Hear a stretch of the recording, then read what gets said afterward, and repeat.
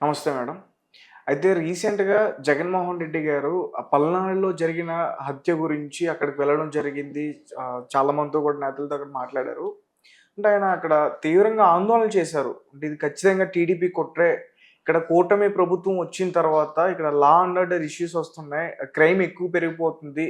TDP వాళ్ళందరూ కూడా దాడులు చేస్తున్నారని చెప్పేసి ఆయన చెప్పడం జరిగింది. అండ్ దీనికి సంబంధించి ఢిల్లీ వరకు కూడా వెళ్లి మేము ధర్నా చేపడుతున్నాం అని చెప్తున్నారు. సో దాని జగన్మోహన్ రెడ్డి గారికి ఓడిపోయిన తర్వాత ఏం చేయాలో అర్థం కాక ఇవాళ రోజున ఒక ఫ్రస్ట్రేషన్లో ఇలాంటి మాటలు మాట్లాడుతున్నాడు.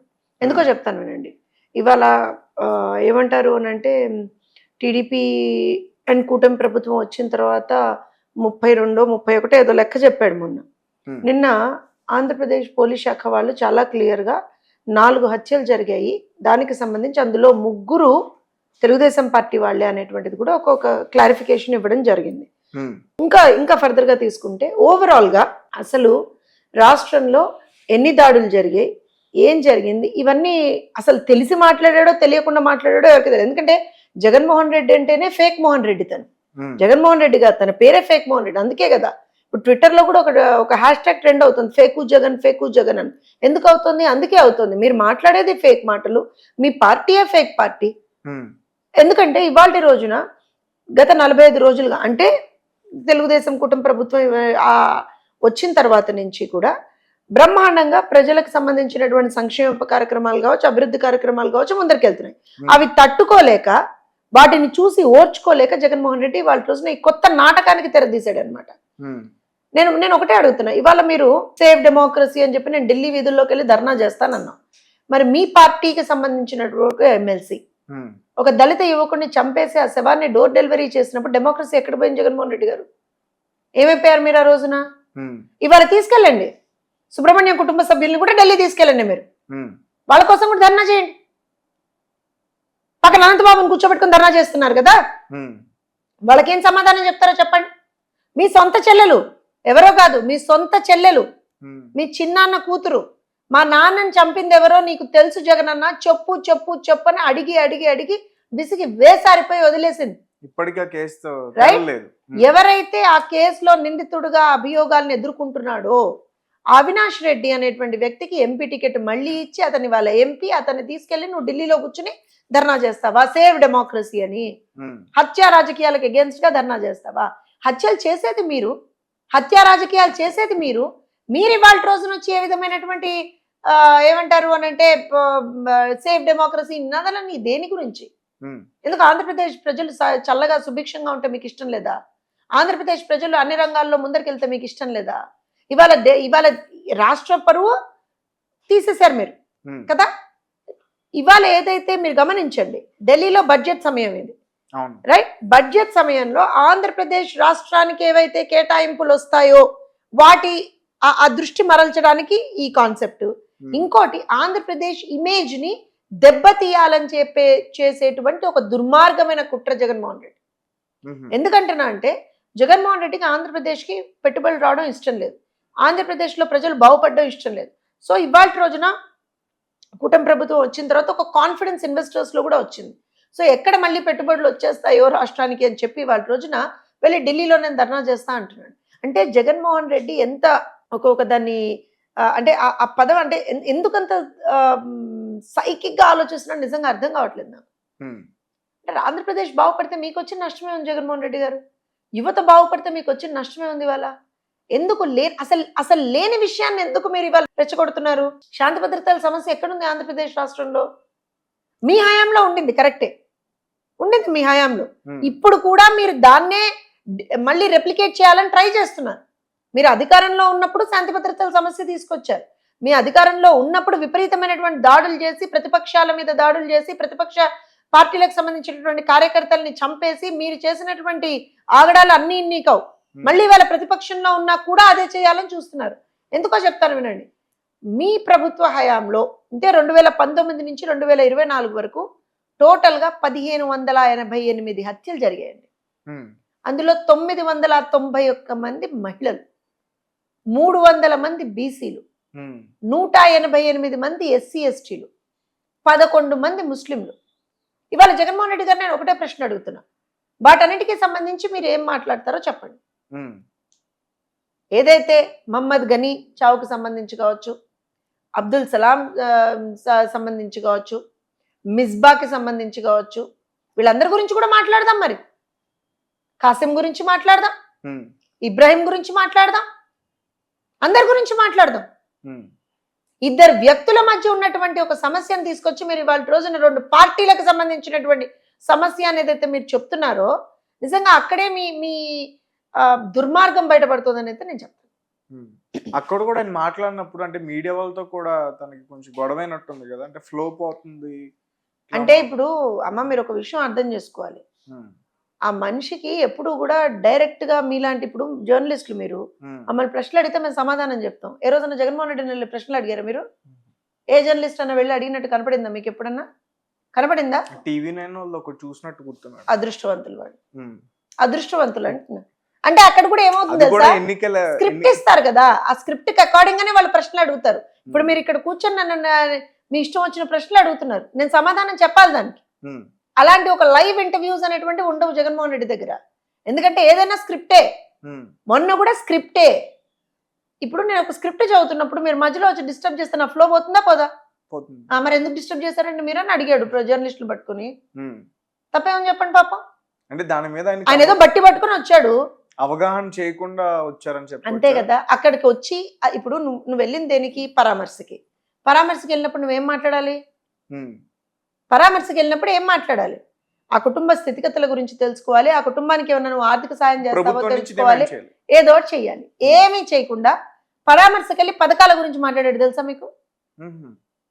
దేని గురించి? ఏ పథకాల గురించి? తల్లికి వందనం గురించి, అమ్మ ఒడి గురించి, ఇవన్నీ మాట్లాడాడు. ఇక్కడ ఇంకో విషయం ఏంటంటే ఇప్పుడు అక్కడ మీరు వెళ్ళింది పరామర్శకి, మరి ఆ కుటుంబానికి ఏం చేశారు జగన్మోహన్ రెడ్డి గారు? ఇప్పుడు ఆ రషీద్ హత్యని మీరు ఇవాళ రోజున రాజకీయంగా వాడుకుంటున్నారు. ఢిల్లీ వీధుల వరకు వెళ్ళి నేను ధర్నాలు చేస్తాను ఢిల్లీలో అని అంటున్నారు.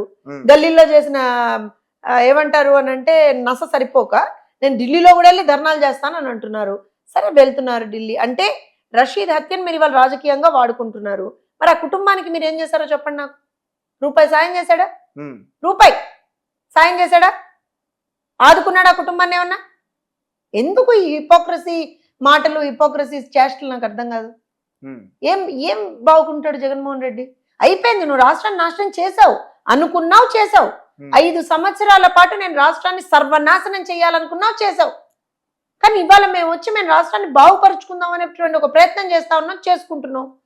అయినా నీకు అసలు ఇంకా కూడా ఏమంటారంటే దానికి యాక్సెప్టెన్స్ లేదు. ఇంత నాశనం చేసినా నీ కళ్ళు చల్లారలా, ఇంకా కూడా ఏదో చేసేయాలి. ఆంధ్రప్రదేశ్ని మొత్తం అసలు ప్రపంచ పట్టణంలోనే, దేశ పట్టణంలోనే చేయకుండా చేయాలని చెప్పేసి ఏదైనా కుట్ర పన్నాడా జగన్మోహన్ రెడ్డి? అని ఇన్ని రోజుల నుంచి కూడా బయటికి రాని వ్యక్తి అంటే ఈ బడ్జెట్ సమావేశంలోనే వచ్చారని మీరు చెప్తున్నారు. 3 సార్లు వచ్చాడమ్మా బయటికి. ఒకటి మన పిన్నెల్లిని పరామర్శించడానికి వెళ్ళాడు. 2 ఈ రషీద్ హత్య గురించి వెళ్ళాడు. మధ్యలో ఏదో పొంగనూరుకు సంబంధించి ఇంకెక్కడికో వెళ్ళాడు. 3 సార్లే కూడా అనకూడదు కానీ క్రిమినల్స్ కి సంబంధించినటువంటి అంశాల దగ్గరికి వెళ్ళాడు. ఇప్పుడు ఈవెన్ రషీద్ గాని ఆ జిలానీ గాని ఇద్దరు కూడా రౌడీ షీటర్సే. ఆ పిఎస్ ఖాన్ పెంచి పోషించిన రౌడీ షీటర్సే. ఎవరైతే నీ పక్కన నిలబెట్టుకుని నువ్వు మొన్న ప్రెస్ మీట్ పెట్టావో ఆ పిఎస్ ఖాన్ పెంచి పోషించిన రౌడీ షీటర్సే వాళ్ళు కూడా. ఈయన అంతే ఇప్పుడు ఆయన అంతకు మించినటువంటి రౌడీ షీటర్ మరి వాళ్ళు కూడా. ఇవాళ ఆ రౌడీ షీటర్లను పెట్టుకుని ఆ హంతకుల్ని పెట్టుకునే కదా నువ్వు బొల్ల బ్రహ్మనాయుడిని పక్కన పెట్టుకున్నావు, పిఎస్ ఖాన్ ని పక్కన పెట్టుకున్నావు, వీళ్ళిద్దరిని పక్కన పెట్టుకుని ప్రెస్ మీట్ పెట్టావు. రేపు అవినాష్ రెడ్డిని అనంత్ బాబుని పక్కన కూర్చోబెట్టుకుని నువ్వు అక్కడ ఢిల్లీలో ధర్నా చేస్తావు. అంటే హంతకులతోటి నువ్వు ఇవాళ ప్రెస్ మీట్లు పెడుతున్నావు, హంతకులతోటి నువ్వు ధర్నాలు చేస్తున్నావు. అంటే హంతకులను నువ్వు ఇవాళ ఎండార్స్ చేస్తున్నావా లేదా? ఇంకా అక్కడ మీకు లాజిక్ ఏమైనా అర్థమవుతుందా? ఏముంది ఇంకా జగన్మోహన్ రెడ్డి ఏదో ఒక హంగామా చేయాలంతే, రాష్ట్రానికి మంచి జరగకుండా చూసుకోవాలంతే, రాష్ట్రానికి వచ్చే ఇన్వెస్ట్మెంట్లు ఆపేయాలంతే. ఇంకా అంతకు మించి ఏం లేదు. వాళ్ళ దుర్మార్గం ఇంకో విషయం నేను చెప్తాను చూడండి. వాళ్ళ పార్టీకి సంబంధించినటువంటి ఒక ఎమ్మెల్యే తాడిపర్తి చంద్రశేఖర్ అని చెప్పి నిన్న ఎంత నిస్సిగ్గుగా మాట్లాడుతున్నాడు అని అంటే పేదలకు అన్నం పెట్టేటువంటి అన్నా క్యాంటీన్ల గురించి గవర్నర్ గారు తమ ప్రసంగంలో పేదలకు అన్నం పెట్టేటువంటి అన్నా క్యాంటీన్ల గురించి ఒక రెఫరెన్స్ తీసుకున్నారు. దాని గురించి ముష్టివాళ్ళు, బిచ్చగాళ్ళు అని చెప్పి ఇది మాట్లాడుతున్నాడు. అంటే నీకా చేత కాదు, పేదలకి అన్నం పెట్టేటువంటి ఒక స్వభావాన్ని ఇది కాదు. ఏ రోజన్నా పేదలకు ఒక పట్టెడు అన్నం పెట్టేటువంటి బుద్ధి ఉంటే కదా వీళ్ళు మాట్లాడాల్సింది. అది లేదు. రక్తపు కూడు మీద బతికే వాళ్ళు వాళ్ళ రోజు నుంచి పేదలకు ఒక పట్టెడు అన్నం పెడుతుంటే, ఒక ముద్ద పెడుతుంటే వీళ్ళకి ఇంత ఇబ్బందిగా ఉందా? అంటే వాళ్ళ పెత్తందారీతనం మీకు అక్కడ అర్థమైపోవాలి. పేదలకి పెత్తందారుడికి మధ్య యుద్ధం అన్నాడు జగన్మోహన్ రెడ్డి. అవును, ఇవాళ పేదలకి పెత్తందారుడు జగన్మోహన్ రెడ్డికి మధ్య జరిగినటువంటి యుద్ధంలో పేదలు గెలిచారు, పేదల ప్రభుత్వం ఫామ్ అయింది, పేదల సంబంధించినటువంటి అన్ని కార్యక్రమాలు ముందరికి వెళ్తా ఉన్నాయి, ప్రజాహితంగా ముందరికి వెళ్తా ఉన్నాయి. అది వాళ్ళు చూసి ఓర్చుకోలేకపోతున్నారు. గమనించండి మీరు ఇవాళ ఎప్పుడు కూడా. Right madam. అలాగే అంటే విజయసాయి రెడ్డి గారి గురించి కొన్ని ఆరోపణలు బయటకు రావడం చూసాం. అంటే శాంతి అనే మహిళతో ఆయనకి వేరే అంటే వాళ్ళిద్దరూ కలిసి ఉన్నారు, కొన్ని రోజులు బిడ్డ కూడా పుట్టింది శాంతి అని చెప్పేసి శాంతి యొక్క మొదటి భర్త ఒక ఆరోపణ చేశాడు. అంటే ఇక్కడ నేను అడగాల్సింది ఏంటంటే మేడం, అంటే విజయసాయి రెడ్డి గారికి అంత పాత్ర ఇచ్చారు వైఎస్ఆర్సీ పార్టీలో, ఎవరు కూడా వచ్చి దాన్ని ఖండించలేదు. అంటే ఆయన ఏంటంటే ఇది కావాలనే టీడీపీ పార్టీ సంబంధించిన మీడియా కావాలనే చేస్తుందని చెప్పేసి అంటున్నారు. అమ్మ, మీకు దానికి సంబంధించి ఇప్పుడు మీదైతే పోనీ ఇప్పుడు వాళ్ళ దృష్టిలో పోని అనుకుందాం మనం, ఏ పార్టీకి సంబంధించినటువంటి మీడియా కాదు కదా. మీ మీడియా ఛానల్లో కూడా ఆ శాంతి గారి భర్తకి సంబంధించినటువంటి ప్రెస్ మీట్ ఎయిర్ చేశారు మీరు, శాంతి గారి ప్రెస్ మీట్ ఎయిర్ చేశారు మీరు, విజయసాయి రెడ్డి గారి ప్రెస్ మీట్ ఎయిర్ చేశారు మీరు, అందరు ప్రెస్ మీట్లు పెట్టారు కదా. మరి అట్లాంటప్పుడు నేను అడగాల్సిన అంటే విషయం ఏంటి అని అంటే, అసలు విజయసాయి రెడ్డి గారు ఒక ఇష్యూ వచ్చినప్పుడు ఆ ఇష్యూని డైవర్ట్ చేస్తూ జర్నలిస్టుల మీద గొంతు చించుకోవడం ఏంటి? ఇప్పుడు ఒక ఆరోపణ వచ్చింది, దాంట్లో నిజాలు మనకు తెలియవు, అది వాళ్ళ పర్సనల్ మ్యాటర్, మనకు సంబంధం లేనటువంటి అంశం.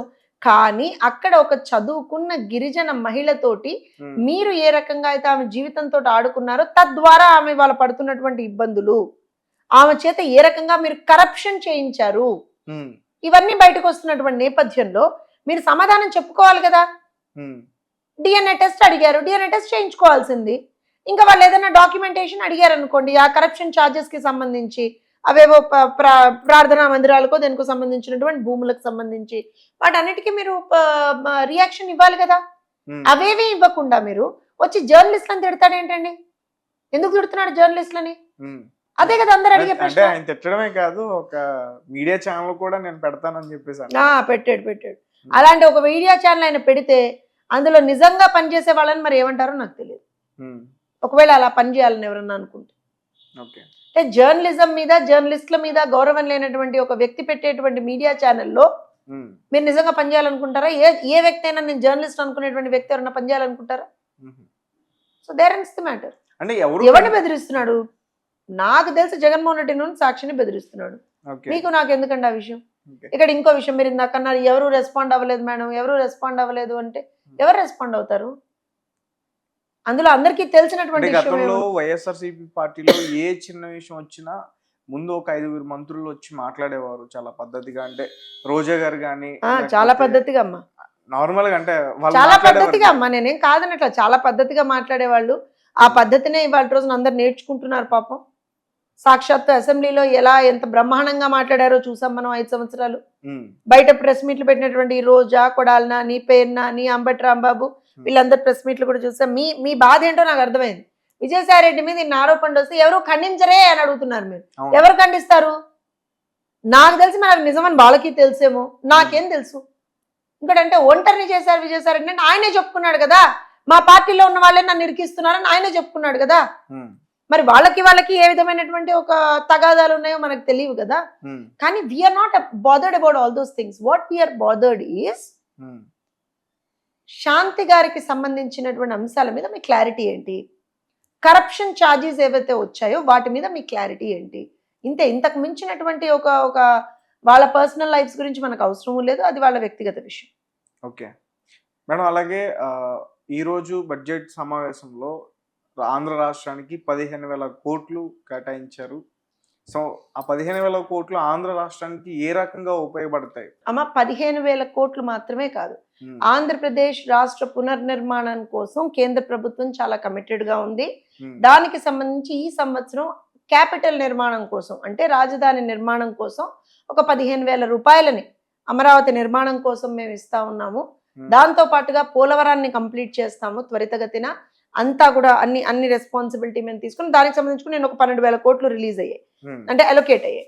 దాంతో పాటుగా ఏదైతే ఇండస్ట్రియల్ కారిడార్స్ ఉన్నాయో, విశాఖపట్నం చెన్నై ఇండస్ట్రియల్ కారిడార్లో ఒక నోడ్ని, అలానే హైదరాబాద్ బెంగళూరు కారిడార్లో ఇంకో నోడ్ని ఉర్వకల్ దగ్గర.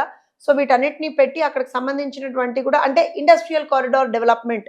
అలానే ఏదైతే వెనుకబడిన జిల్లాలకు సంబంధించినటువంటి ఉత్తరాంధ్ర ప్లస్ రాయలసీమ, ప్రకాశం ఈ జిల్లాలకు సంబంధించినటువంటి ఒక వెనుకబడిన జిల్లాలకు సంబంధించినటువంటి వాటికి ఒక ప్రత్యేకమైనటువంటి ప్యాకేజీ, ఇవన్నీ కూడా కేంద్ర బడ్జెట్లో ఇచ్చారు. సో నేను ఒకటే మాట చెప్తానమ్మా, రాష్ట్ర ప్రభుత్వం ఎఫిషియెంట్ అయితే ఖచ్చితంగా కేంద్రం నుంచి మనం ఏమన్నా తెచ్చుకోగలుగుతాం. రాష్ట్ర ప్రభుత్వం ఎఫిషియన్సీ లేకుండా ఇప్పుడు మీరు గమనించండి, గత 5 సంవత్సరాల్లో ఏ రోజైనా జగన్మోహన్ రెడ్డి వెళ్ళి క్యాపిటల్ నిర్మాణానికి మాకు డబ్బులు ఇవ్వండి అని అడిగాడా? రాజధాని నిర్మాణానికి డబ్బులు ఇవ్వండి అని అడిగాడా?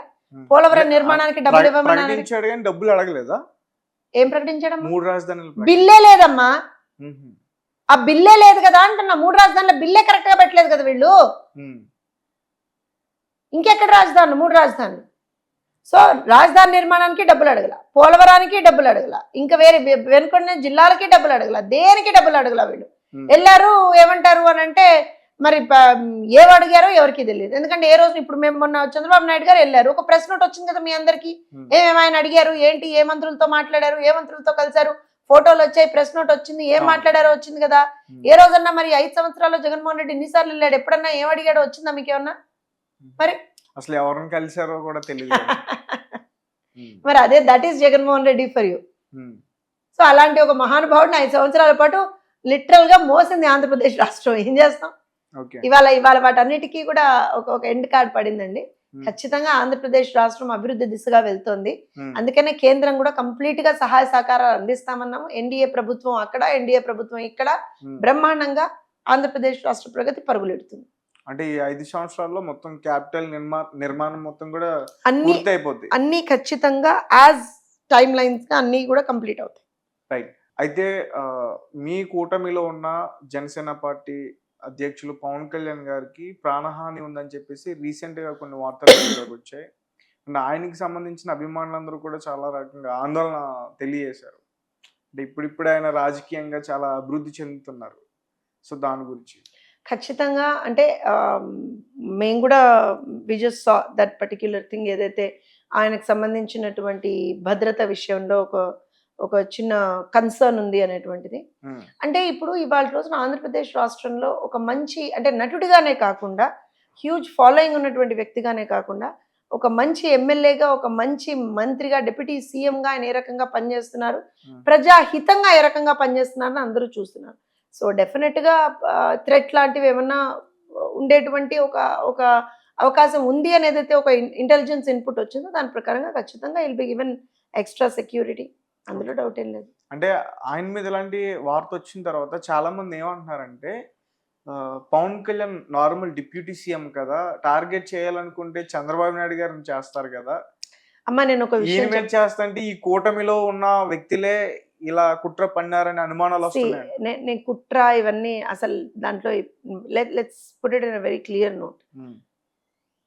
Chief minister, deputy chief minister, council of ministers అందరూ ఉంటారు. ఒక ప్రభుత్వం నడవాలంటే అందరూ ఉంటారమ్మా. అండ్ ఇందులో ఏంటి అని అంటే అసలు ఆ లాజిక్ వాళ్ళు ఇచ్చిన లాజికే చాలా చాలా పేలవంగా అనిపిస్తుంది నాకు. ఎందుకనంటే ఈయనకి థ్రెట్ ఉంటే ఆయనకు ఉండదు, ఆయనకుంటే ఈయనకు ఉండదు. This is all non sense, I tell you. ఎందుకంటే చంద్రబాబు నాయుడు గారికి ఉండేటువంటి అభిమానులు ఉంటారు, పవన్ కళ్యాణ్ గారికి ఉండేటువంటి అభిమానులు ఉంటారు, ఇద్దరిని అభిమానించే వాళ్ళు చాలా మంది ఉన్నారు. సో ఇట్స్ లైక్ డెఫినెట్ గా సిచ్యువేషన్ కి అకార్డింగ్ నేను అనేది అది ఉండొచ్చు. We never know. ఎందుకంటే చంద్రబాబు నాయుడు గారు ఆల్రెడీ ఆ హై సెక్యూరిటీ జోన్ లో ఉన్నారు. ఆయన already is in that high security zone. దేశంలో నాకు తెలిసి ఓన్లీ ఇద్దరికి మాత్రమే అంత సెక్యూరిటీ ఉంది. సో డెఫినెట్ గా అలాంటిది ఏదైనా ఉంది అనేటువంటిది ఏదైనా ఇంటెలిజెన్స్ రిపోర్ట్ ఉంటే దానికి అకార్డింగ్ యాక్ట్ చేస్తారు పోలీస్ వాళ్ళు కూడా. Okay madam, thank you so much.